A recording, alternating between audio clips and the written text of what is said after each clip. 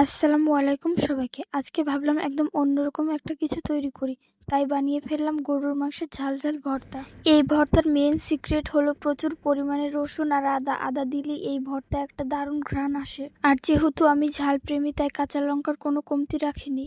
প্রথমে উনুনটা ধরিয়ে কড়াইতে তেল দিয়ে দিলাম। পেঁয়াজগুলো হালকা লাল লাল করে ভেজে নিয়ে রসুন, কাঁচা লঙ্কা, আদা দিয়ে দিলাম। এরপর মাংসের টুকরোগুলো দিয়ে লবণ আর গুঁড়ো মরিচ, সামান্য জিরে গুঁড়ো দিয়ে ভালো করে কষিয়ে নিতে হবে। এই ভর্তাটা আমি আগেও অনেকবার ট্রাই করেছি, বাট প্রথম যখন ট্রাই করেছিলাম ছাগলের মাংস দিয়ে ট্রাই করেছি। প্রথমবার বানানো যে কোনো জিনিস খেতে অসাধারণ হয়, যদিও পরের বার ভালো হয়, কিন্তু প্রথমবার তো প্রথমবারই হয়, তাই না?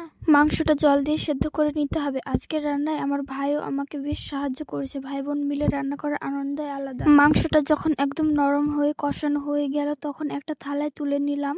এই ভর্তাটা টুইস্ট কিন্তু শিলপাটায় বাটাতেই। অবশ্যই আপনারা শিলপাটায় বাটার চেষ্টা করবেন। এরপরে এটাকে ভালো করে বেটে নিতে হবে। বাটা হয়ে গেলে উপর দিয়ে দিয়ে দিলাম কুচি করা কাঁচা পেঁয়াজ এবং সরিষা তেল। আগে কখনো কাঁচা পেঁয়াজ দিইনি, কিন্তু এবার দিয়ে দেখলাম স্বাদটা কয়েক গুণ বেড়ে গিয়েছে। একটা টিপস দিয়ে রাখি, আপনারা যদি এটাকে ফ্রিজে রেখে অনেকদিন খেতে চান তবে কাঁচা পেঁয়াজটা স্কিপ করবেন। হয়ে গেল আমাদের দারুণ স্বাদের ভর্তা। এবার এই ভর্তাটাকে একটা প্লেটে তুলে নিলাম। গরম গরম ভর্তা মাখিয়ে প্রথমে আমার ভাইকে খাওয়ালাম। ওর রিয়াকশন দেখে আমি বুঝলাম রান্নাটা সার্থক। ট্রাস্ট মি গাইস, এই ভর্তাটা অনেক অনেক বেশি মজা হয়েছিল। ভাই তো বলেই দিল দারুণ টেস্ট হয়েছে।